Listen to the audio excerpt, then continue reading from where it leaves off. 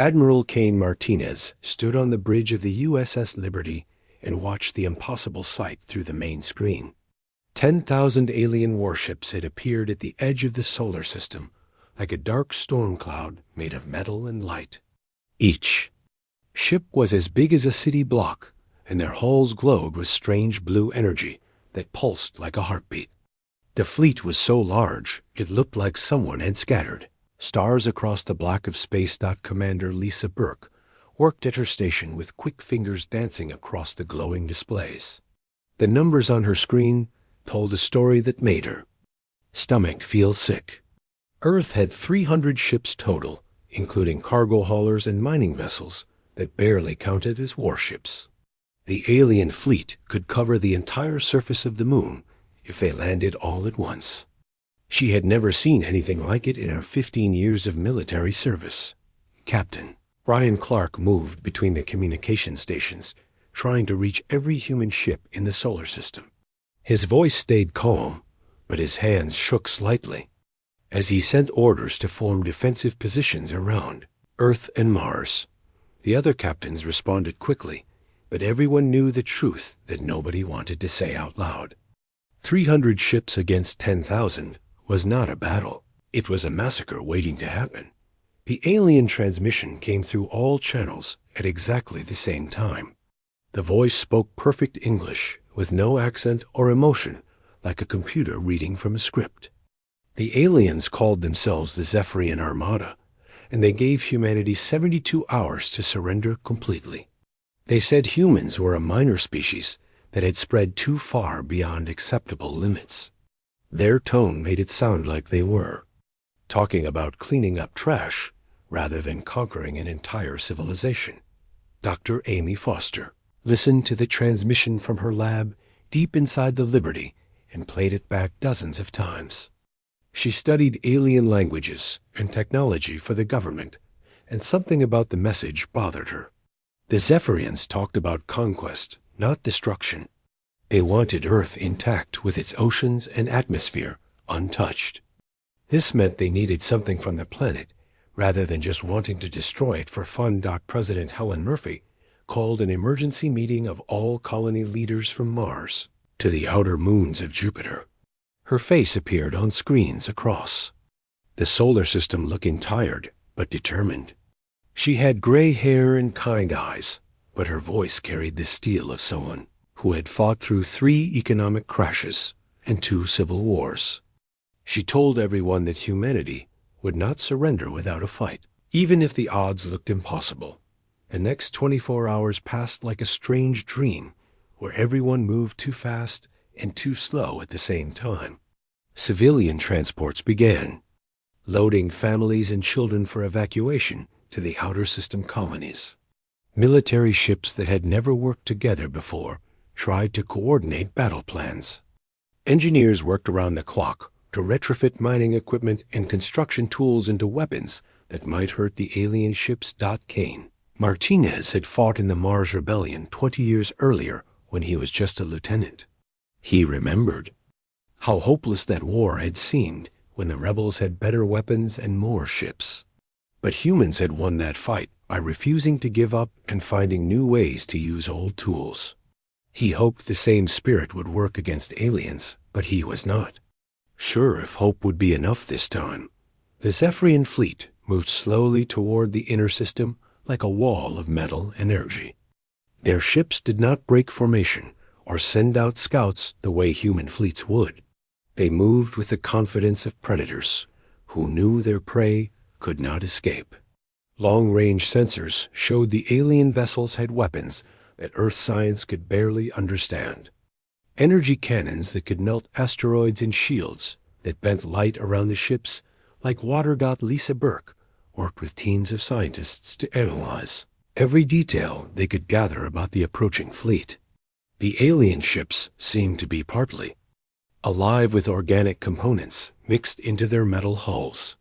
Bioluminescent patterns flowed across their surfaces like blood vessels or neural networks. This meant the ships might be vulnerable to biological attacks rather than just conventional weapons. Ryan Clark coordinated with mining captains in the asteroid belt who volunteered to slow down the alien advance.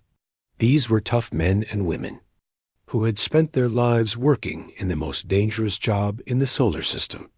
They knew how to use explosives and magnetic equipment in ways the military had never considered. Captain Danny Roberts led a group of 20 mining ships toward the edge of the belt where they could set up ambush positions. Amy Foster made a discovery that changed everything about how humans understood the threat they faced. The Zephyrian ships were not just military vessels. They were entire cities floating through space. Thermal scans showed millions of life signs aboard each ship, including what looked like families and children. The Zephyrian Armada was not just an invasion force, it was an entire civilization looking for a new home. This information reached Kane Martinez just as the first alien scouts entered the asteroid belt. He realized that the Zephyrians might be desperate rather than simply aggressive. Desperate enemies were more dangerous because they had nothing to lose, but they might also be more willing to negotiate if humans could prove they were not easy. Helen Murphy addressed the people of Earth one more time as the countdown reached its final hours. She stood in the ruins of old New York, where humanity had rebuilt after the climate wars of the previous century. Behind her rose the towers of the new city, with their gardens and solar collectors reaching toward the sky. She reminded everyone that humans had survived ice ages and plagues and wars and asteroid impacts.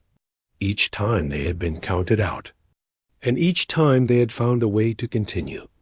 The deadline came and went without any human surrender. The Zephyrian response was immediate and terrifying. Their entire fleet began moving toward Earth at a speed that would bring them to the inner system in just days. The alien commander sent one final message, saying that humanity had chosen extinction over wisdom and would receive exactly what they had asked for. But something had changed in those 72 hours of waiting. Every human ship in the solar system now carried experimental weapons and desperate plans. Mining charges had been converted into warheads that could crack asteroids. Construction lasers had been boosted beyond safe levels to create cutting beams. Cargo ships had been packed with radioactive materials to become suicide missiles if necessary. Kane Martinez looked around the Bridge of the Liberty at his crew of 200 men and women who had volunteered to stand between Earth and an alien armada. Lisa Burke checked her weapons one last time, while Ryan Clark opened communication channels to coordinate with ships scattered across millions of miles of space. Amy Foster uploaded her biological warfare programs to every computer system. In the fleet, the first battle would begin in less than 6 hours when the Zephyrian scouts reached the outer edge of human space. Nobody expected to win, but everyone planned to make the aliens pay a price they would never forget. The last free ships of humanity spread out across the solar system like seeds blown by a cosmic wind. Some would die in the fire of battle, but others would survive to carry on the fight. The Zephyrians had brought 10,000 ships to conquer Earth, but they were about to learn that humans did not conquer easily. The first battle came when Captain Danny Roberts led his squadron of mining ships into the asteroid belt, where massive rocks tumbled slowly through space like sleeping giants. His 20 vessels looked tiny against the approaching Zephyrian scouts, but they knew these rocks better than anyone in the solar system. For 15 years, Danny had navigated through the belt, hauling ice and metals back to Earth. Now he planned to use that knowledge to hurt the aliens. The Zephyrian scouts moved through space with arrogant confidence. 12 sleek ships glided between the asteroids without any fear or caution. Their energy shields glowed around their hulls like soap bubbles, but these bubbles could stop nuclear missiles. The alien captains probably thought they were chasing down a few frightened miners who would run away at the first sign of trouble. Danny Roberts proved them wrong. His ship, the Lucky Strike, had been carrying mining explosives when the war started. Instead of running away, he had spent 2 days attaching magnetic charges to asteroids along the main shipping route. When the alien scouts passed between two large rocks, Danny triggered the charges and watched 1,000,000 tons of stone and metal spray across space, like bullets from a giant shotgun.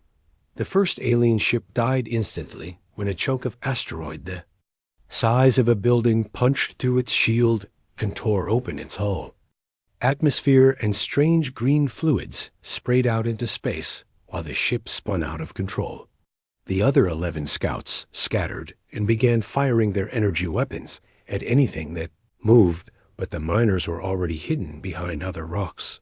Lieutenant Grace Phillips piloted her fighter through the wreckage of Europa Station, where 2,000,000 people had lived and worked just days before.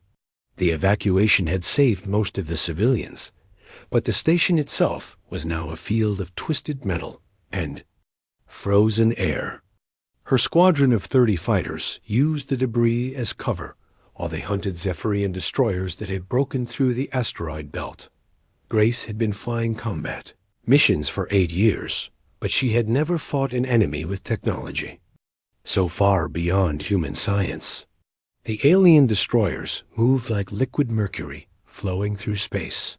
Their weapons could vaporize a fighter with one shot, but they seemed to have trouble targeting small, fast-moving objects that changed direction without warning. Grace led her pilots in attack runs that came from every angle at once. The human strategy was born from desperation and the kind of crazy thinking that came from having nothing left to lose. Instead of fighting the aliens in open space, where their superior technology would dominate, humans fought like pirates and guerrillas. Mining ships rammed alien vessels at near light speed, turning themselves into guided missiles. Cargo haulers dropped clouds of metal debris that tore through alien formations like razor wire. Admiral Kane Martinez watched the battle reports from the bridge of the USS Liberty and realized that every minute his people bought allowed more civilian transports to escape deeper into the outer system. The defense was not about winning a conventional war against impossible odds. It was about buying time for human civilization to scatter across the solar system like seeds blown by a hurricane. The Zephyrians adapted quickly to human tactics. When kinetic weapons proved effective against their shields, they modified the energy fields to absorb impact. When humans switched to concentrated laser arrays, the aliens developed new armor that reflected beam weapons. But every adaptation took time and resources, and the alien fleet was learning that conquering humans would not be as easy as their leaders had promised. Dr. Amy Foster worked in her laboratory aboard the Liberty while explosions lit up the space around them. She had made a breakthrough in understanding Zephyrian biotechnology. The alien ships were partially alive with neural networks that controlled everything from navigation to weapons. Like all living things, these networks could be infected with the right kind of virus. She began developing what she called digital antibodies, designed to corrupt alien computer systems. Captain Ryan Clark coordinated the defense from a command ship that jumped between battle zones like a ghost. His job was to make sure that scattered human forces could work together even when they were separated by millions of miles. He used relay stations hidden in asteroids and abandoned satellites to maintain communication between ships that were fighting for their lives. The battle for the asteroid belt lasted 18 hours and left both sides exhausted. The humans lost 60 ships, including most of Danny Roberts' mining squadron, but they had destroyed over 200 alien vessels. More importantly, they had proven that the Zephyrian fleet could bleed. The aliens might have better technology, but they were not invincible gods floating through space. Grace Phillips brought her damaged fighter back to the Liberty with holes in her hull and one engine completely dead. She had been in combat for 20 straight hours, surviving on emergency oxygen and pure adrenaline.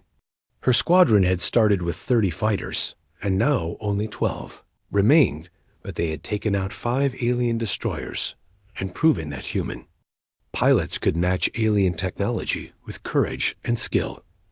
The Zephyrian response was swift and brutal. Their main fleet began moving toward the inner system at maximum speed, while their remaining scouts spread out to hunt down every human ship they could find.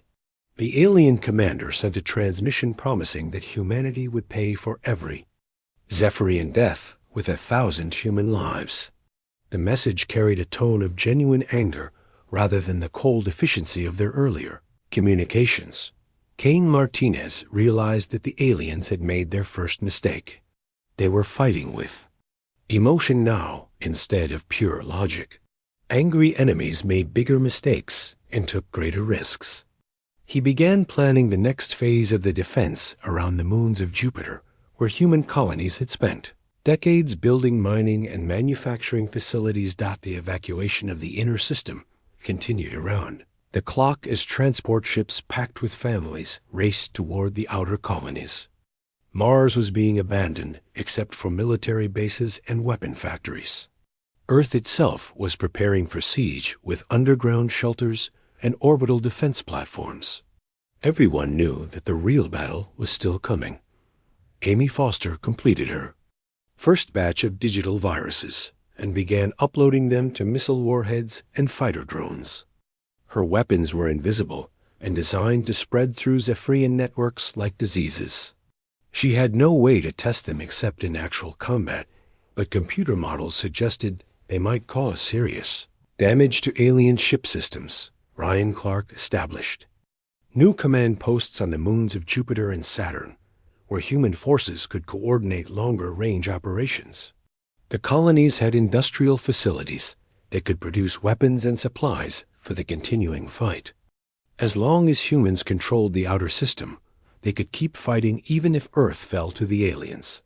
The Zephyrian fleet reached Jupiter space 3 days after the asteroid belt battle.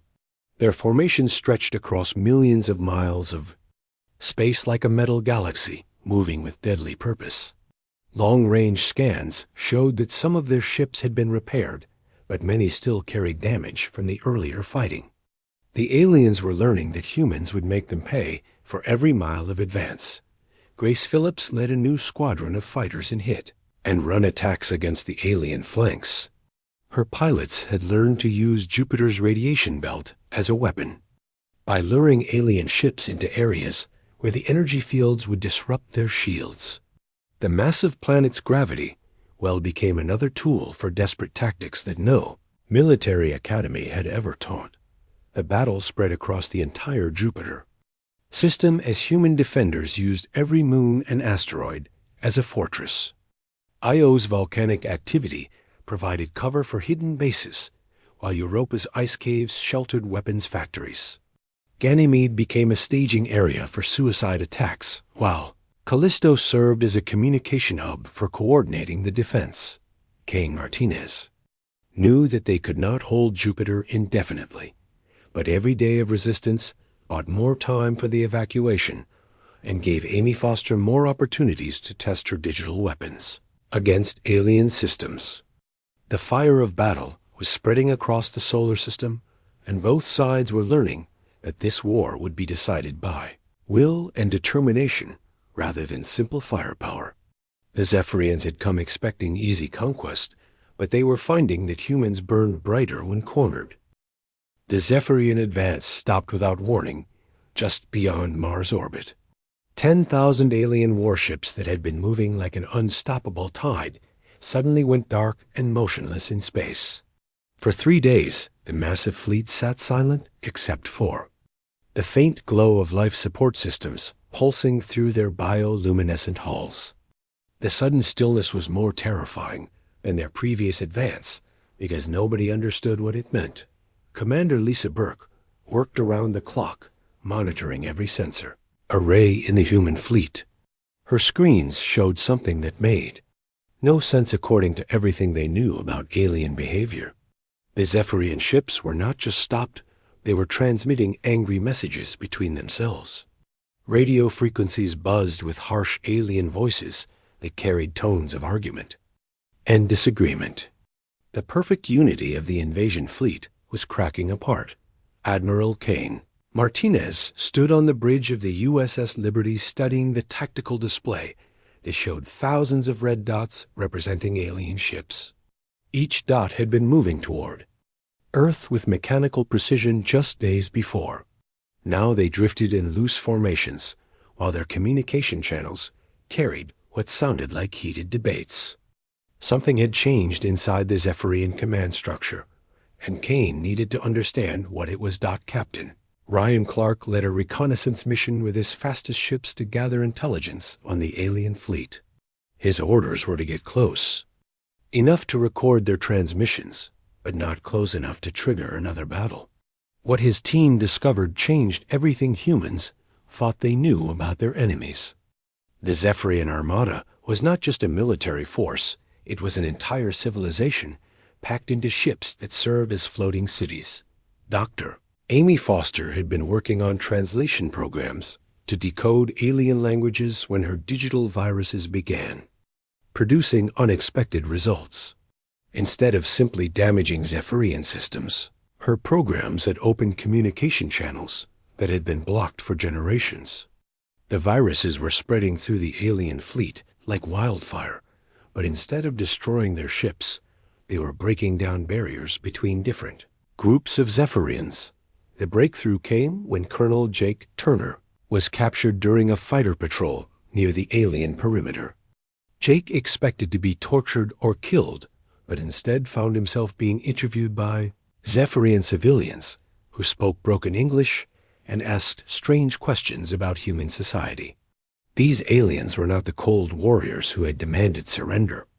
They were ordinary people who seemed genuinely curious about how humans lived and governed themselves. Jake learned that the Zephyrian fleet was divided into two main groups that barely spoke to each other. The military caste controlled the warships and made all decisions about conquest and strategy. The civilian population lived in separate ships and were told only what their leaders wanted them to know. Most civilians believed they were noble. Refugees seeking a new home after their planet was destroyed by natural disasters. The truth was much darker and more complicated. Jake discovered that the Zephyrian homeworld had not been destroyed by asteroids or cosmic events. It had been consumed by endless wars between different factions who strip-mined their planet to build bigger and better weapons. The military caste had convinced the civilians to abandon their dying world, but instead of finding a new home, they had become perpetual raiders. Moving from system to system, Amy Foster realized that her viruses had accidentally broken the information barriers that kept Zephyrian civilians ignorant of their true situation. For the first time in centuries, ordinary Zephyrians were learning about the dozens of worlds their military had conquered and destroyed. They were discovering that their leaders had been lying about everything from their mission to their destination to their ultimate goals. Beth Connor was a communications officer aboard the Liberty who specialized in first contact protocols. She had been monitoring alien transmissions when she made contact with a young Zephyrian scientist named Velvin, who had been secretly documenting their journey across the galaxy. Through careful translation work, Beth learned that many Zephyrians were beginning to question their leaders and their mission. President Helen Murphy received reports from across the human fleet describing the chaos spreading through the alien Armada. Ship after ship was going dark as crews argued among themselves. Some vessels had broken formation entirely, while others broadcast distress signals in multiple languages. The perfect military machine that had threatened Earth was tearing itself apart from within. The Zephyrian military leadership responded to the crisis with increasing desperation. War General Vec Moore sent execution squads to civilian ships to silence dissent, but found that many of his own officers were beginning to have doubts. The digital viruses had spread so far through their networks that blocking communication was becoming impossible without shutting down essential ship systems. Kane Martinez saw an opportunity in the alien confusion, but knew that one wrong move could unite the Zephyrians against humanity again. He authorized secret communication attempts with civilian ships while keeping his weapons ready for immediate battle. The goal was to understand what the aliens really wanted and whether any kind of peaceful solution might be possible. Ryan Clark discovered that roughly half the Zephyrian fleet consisted of civilian vessels with minimal weapons and no military training. These ships carried families, including children who had never seen a planet or breathed natural air. Many of them had been born during the long journey between stars and knew no life except the inside of their metal homes. They were prisoners of their own military as much as threats to humanity. The stillness stretched into its fourth day as both sides tried to understand what was happening. Human long-range scanners detected energy fluctuations throughout the alien fleet as ships switched between different power configurations. Some vessels appeared to be preparing for battle, while others seemed to be shutting down non-essential systems. The Zephyrian Armada was dividing against itself. Amy Foster made another crucial discovery when her translation programs decoded internal Zephyrian military communications. The alien commanders were not just concerned about civilian unrest, they were facing a fundamental crisis of purpose. Their entire culture was built around the idea of finding a new homeworld, but they had been conquering and destroying planets for so long that they had forgotten how to actually settle anywhere. Jake Turner learned more about Zephyrian society during his conversations with civilian prisoners. Their culture had once been peaceful and focused on art and science, but centuries of military rule had turned them into a nomadic war machine. Many civilians still remembered old stories about their beautiful homeworld and dreamed of finding a place where they could rebuild their civilization without constant warfare. The breakthrough came when Vel then managed to establish direct communication with Beth Connor using jury-rigged equipment that bypassed military sensors. The young alien scientist had been documenting evidence of military lies and cover-ups for years. He shared data showing that the Zephyrian leadership had deliberately destroyed potential colony worlds to maintain their grip on power. War was the only thing that justified their authority. Helen Murphy made a decision that shocked both human and alien leadership. She authorized a direct communication attempt with the Zephyrian Civilian Council, bypassing their military commanders entirely. The message was simple and direct. Humanity offered to meet with civilian representatives on neutral ground to discuss alternatives to war. The response from the alien civilians was immediate and desperate. They wanted to talk. War General Vecmore reacted to the communication attempt with rage and fear. He ordered an immediate assault on the human fleet, but found that many of his ship captains were refusing orders. The digital viruses had spread too far and revealed too much truth. The Zephyrian military was discovering that their own people no longer trusted them to make decisions about war and peace. The stillness was ending, but not in the way anyone had expected. Instead of resuming their advance toward Earth, the Zephyrian fleet was beginning to fragment into opposing factions.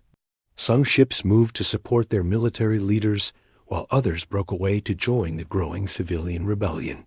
The Great Armada that had threatened to conquer humanity was about to face the most dangerous enemy of all: the truth about what they had become and what they had lost along the way. The meeting took place on an asteroid that drifted halfway between the human and Zephyrian fleets. Captain Danny Roberts provided security with his remaining mining ships, while President Helen Murphy prepared for the most important negotiation in human history. She had met with world leaders and corporate executives, but never with aliens who held the fate of Earth in their hands. The asteroid had been hollowed out years ago by miners, and now served as a neutral meeting ground where two species would try to find peace. Beth Connor worked as translator, using the communication protocols she had developed with Vel and the Hol and the young Zephyrian scientist. The alien language was complex with multiple layers of meaning that changed based on social status and military rank. Civilian Zephyrians spoke differently than their military leaders, and many concepts did not translate directly into human languages. Beth had to learn to think like an alien to bridge the gap between two completely different ways of understanding the universe. The Zephyrian civilian delegation arrived in a small transport that looked nothing like their warships. Instead of aggressive angles and weapon arrays, this vessel had curved lines and viewing ports that allowed passengers to see outside. The aliens who emerged wore simple robes rather than military armor, and their bioluminescent skin patterns showed calm blues and greens instead of the angry reds the humans had seen in battle footage. Ben served as the primary speaker for the Civilian Council. He was young by Zephyrian standards, with pale silver skin and large dark eyes that reflected emotions more clearly than human faces. When he spoke about his people, his voice carried deep sadness mixed with desperate hope. He explained that most Zephyrians had no idea how many worlds their military had conquered and destroyed over the centuries. They believed they were noble refugees, seeking a new home, not raiders who left death behind them. Helen Murphy listened to the alien testimony with growing shock and understanding. The Zephyrian civilization had once been peaceful and advanced, with art and science that surpassed human achievements. But resource wars on their homeworld had gradually shifted power to military leaders who promised security through strength. Each generation had accepted more restrictions on freedom in exchange for protection until the military controlled every aspect of their society. Amy Foster participated in the meeting through video link from her laboratory aboard the USS Liberty. She had been analyzing Zephyrian bio, technology, and social structure for weeks, and her insights proved crucial to understanding what the aliens really needed. Their ships were designed for war, not colonization. They had the ability to conquer planets, but lacked the tools and knowledge needed to actually settle down and build peaceful communities. The revelation that changed everything came when Vel then shared historical records that his faction had preserved in secret. The Zephyrian homeworld had not been destroyed by natural disaster, as their people believed. It had been strip-mined and polluted by their own military industrial complex until nothing remained but poisoned rock and toxic atmosphere. The great evacuation had been necessary because the generals had made their planet uninhabitable. Captain Ryan Clark monitored communications between human and Zephyrian ships during the meeting. The alien fleet was splitting apart as more vessels joined the civilian rebellion against military authority. Roughly 6,000 ships remained loyal to War General Vec, more while 4,000 had declared independence from military control. The civilians were asking for human assistance in their struggle against their own leaders. Jake Turner had been released by his Zephyrian captors and now served as a military advisor during the negotiations. His time aboard alien ships had given him unique insights into their culture and technology. He explained that Zephyrian warriors were bred and trained from childhood to fight, but had no skills for building or creating. They literally did not know how to live without war because peace had been engineered out of their society. Helen Murphy proposed something that shocked everyone, including her own advisors.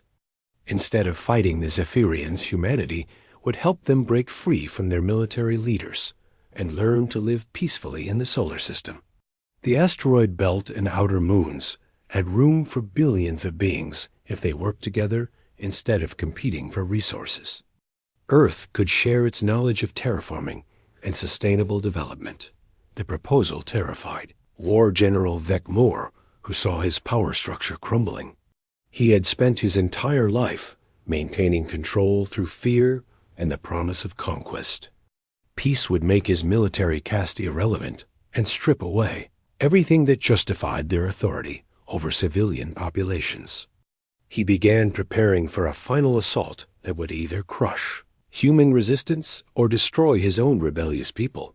Vel then explained that many Zephyrians had been dreaming of this possibility for generations, but never dared to speak about it openly. Their legends spoke of the time, before the endless wars, when their people had been explorers and artists rather than conquerors. The digital viruses had not just opened communication channels, they had awakened memories of what Zephyrian civilization could become if freed from military domination. Amy Foster worked with Zephyrian scientists to develop new biotechnology that could be used for construction rather than destruction. Their ships contained incredible organic computers and manufacturing systems that could grow habitats and life support equipment. Combined with human knowledge of planetary engineering, they could terraform barren moons into garden worlds within. Decades rather than centuries, the negotiations revealed the true scope of the crisis facing both species. The Zephyrian military had been lying not just to humans, but to their own people about everything from their history to their destination. They had conquered dozens of worlds but never allowed civilian settlement because permanent colonies would reduce their control over the population. The generals needed their people to remain homeless and dependent. Beth Connor discovered that Zephyrian civilian ships contained libraries and art collections that preserved the memory of their lost civilization, music and poetry and scientific knowledge that had been hidden from military authorities for centuries. These treasures showed what the aliens could accomplish when not focused on war and destruction. They had once been a species that humans would have been proud to call friends. Ryan Clark coordinated with civilian Zephyrian captains who were trying to protect their ships from military retaliation. The rebels had numbers but lacked heavy weapons, while the loyalists had powerful warships but were losing support from their own crews. The outcome would depend on whether moderate Zephyrians chose peace with humans or continued loyalty to their traditional leaders. Helen Murphy realized that this conflict was about more than just the survival of Earth. It was about the future of two civilizations and whether they would learn from their mistakes or repeat them endlessly. The Zephyrians faced the same choice that humans had confronted during their own dark periods. They could choose cooperation and growth, or competition and destruction. The meeting ended with a formal alliance between humanity and the Zephyrian Civilian Council. Both sides agreed to work together to build new colonies in the outer solar system while defending against military forces that opposed peace. War General Vec Moore would never accept this arrangement and was already marshaling his loyal ships for a final battle that would determine whether two species could share the stars. Jake Turner volunteered to return to the Zephyrian fleet as a liaison officer who could help coordinate joint operations. His experience as a prisoner had taught him to understand alien thinking, and he believed that many military Zephyrians could be convinced to abandon their leaders if shown a better alternative. The war was becoming a struggle for the soul of an entire civilization. The asteroid meeting had lasted only 6 hours, but it changed the course of history for both species. What had begun as an invasion was transforming into a revolution that would reshape Zephyrian society and test human willingness to forgive former enemies. The next battle would not be fought between humans and aliens, but between those who chose peace and those who profited from war. War General Vec Moore launched his final assault with 4,000 warships that remained loyal to the old ways of conquest and military rule. His fleet moved toward Earth with desperate fury, knowing that failure would mean the end of everything they had built over centuries of warfare. The general had spent his entire life preparing for battles like this, but he had never imagined fighting against his own people, alongside the very enemies he had come to conquer. Admiral Cain Martinez found himself commanding a defense fleet unlike anything in military history. Human ships fought alongside Zephyrian civilian vessels and formations that mixed two completely different technologies and tactical doctrines. The aliens had powerful energy weapons and biomechanical systems, while humans contributed adaptability and creative thinking. Together, they formed a barrier between Earth and the approaching military fleet. Captain Ryan Clark coordinated the combined forces from a command ship that jumped between battle zones, carrying both human and Zephyrian officers. The language barrier had been mostly solved by translation computers, but cultural differences still created confusion. Zephyrian civilians were not trained for combat, while human crews had never worked with living ships that responded to emotional states rather than simple commands. Lieutenant Grace Phillips led a mixed squadron of human fighters and Zephyrian civilian craft against the approaching enemy. Her pilots had learned to work with alien partners whose ships could heal themselves and share energy between vessels. The organic technology was amazing, but required a completely different mindset than mechanical systems. Grace had to learn to think of her alien wingmates as partners rather than machines. The battle spread across the entire inner solar system as Beckmore tried to break through to Earth while the combined fleet fought to stop him. Mars became a fortress world where human ground forces worked with Zephyrian refugees to build defensive positions. The asteroid belt turned into a maze of hidden bases and ambush points. Even Venus served as a staging area for ships that could handle the extreme heat and atmospheric pressure.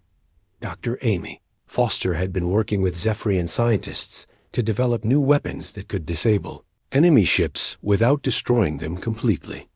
Many of the military vessels contained civilian crews who had been forced to fight against their will. The goal was to break the chain of command that held the fleet together rather than simply killing everyone aboard the ships. This meant precision. Attacks on communication systems and command centers. Jake Turner led boarding parties onto captured military vessels where he tried to convince Zephyrian soldiers to lay down their weapons and join the civilian rebellion. His experience as a prisoner had taught him to speak their language and understand their culture. Many of the warriors were beginning to doubt their leaders, but centuries of military conditioning were hard to overcome in the middle of a battle. The turning point came when Grace Phillips discovered a damaged Zephyrian civilian transport that had been hiding in the wreckage of an abandoned space station. The ship contained 300 alien refugees, including many children who had never seen combat before. Grace and her squadron spent 6 hours protecting the transport while it made repairs, despite being outnumbered by enemy fighters hunting. Through the debris field, news of Grace's rescue mission spread through both fleets on all communication channels. The image of human pilots risking their lives to save alien civilians became a powerful symbol that undermined everything. War General Beckmore had told his people about human nature. More military ships began switching sides as their crews realized they were fighting to destroy the very people they had sworn to protect. Beth Connor worked around the clock, coordinating communication between different factions of the Zephyrian fleet.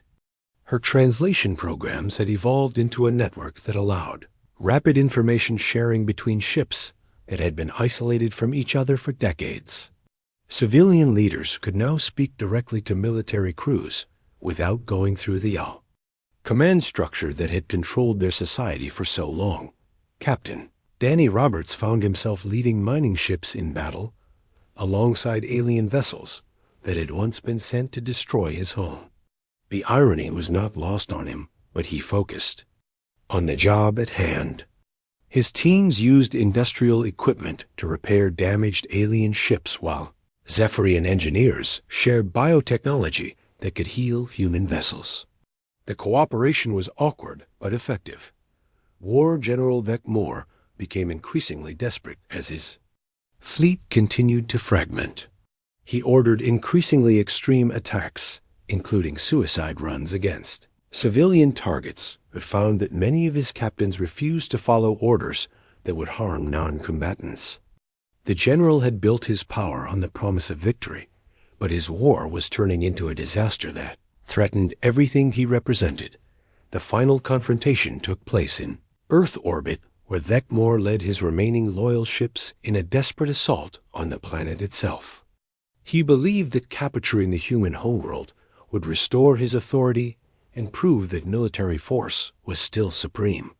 Instead, he found himself facing not just human defenders, but thousands of his own people, who had chosen peace over endless warfare.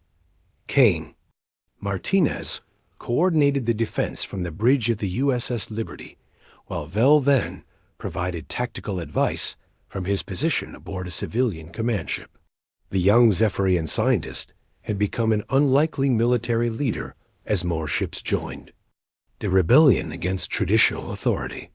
His knowledge of alien technology proved crucial in countering Vecmor's final attacks. Ryan Clark led a boarding party onto the Zephyrian flagship, where they fought through corridors that pulsed with bioluminescent alarm patterns.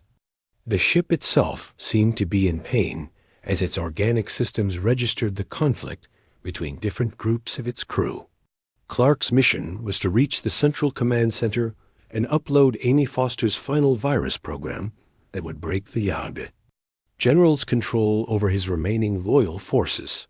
The virus was not designed to destroy, but to heal. It restored communication channels that had been blocked for generations and allowed every Zephyrian to hear the truth about their history and their future options.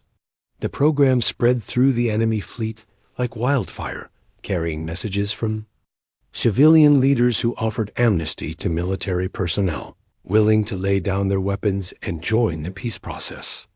War. General Vecmor faced the collapse of everything he had built when even his personal guard began to question orders. Rather than surrender or negotiate, he chose to ram his command ship into Earth's moon in a final act of the destructive thinking that had doomed his homeworld centuries earlier. The explosion created a new crater that would remind both species of the cost of choosing war over cooperation. The aftermath of the battle left both humans and Zephyrians exhausted but hopeful. Nearly 6 billion alien refugees needed homes. Earth's solar system had the resources to support them if both species worked together. The outer moons of Jupiter and Saturn became construction sites for new colonies that combined human engineering with Zephyrian biotechnology. These hybrid settlements represented something completely new in galactic history. Grace. Phillips was promoted to admiral and given command of the Joint Defense Fleet that protected the growing colonies from external threats. Her experience fighting alongside alien partners had taught her to think beyond the limitations of single-species military doctrine. The new fleet combined the best aspects of both civilizations and served as a model for other systems facing similar challenges. Amy Foster established research stations where human and Zephyrian scientists worked together to develop technologies that neither species could have created alone. Biomechanical computers that could grow and adapt combined with human creativity to produce innovations that solved problems both civilizations had struggled with for generations. The partnership proved that cooperation produced better results than competition. Beth Connor became the first human ambassador to the Zephyrian Civilian Council and helped establish communication protocols that allowed both species to share information freely. The translation networks she had developed evolved into a cultural exchange system that preserved the best aspects of both civilizations while encouraging new forms of art and science that reflected their combined heritage. Years later, when other alien fleets approached the solar system, they found not one species, but two working together to build something greater than either could achieve alone. The defensive fleet that met potential threats carried both human names and Zephyrian designations and was crewed by beings who had learned that survival did not require conquest. War General Vecmor had brought 10,000 ships to conquer Earth, but instead had delivered 6 billion new citizens who chose cooperation over domination. The solar system became known throughout the galaxy as the place where two species had run through the fire of war and found the stillness of understanding. On the other side, what had begun as an invasion had become an evolution that transformed both civilizations and proved that even the most bitter enemies could become partners when they chose growth over destruction. The legacy of that choice would echo through the stars for generations to come.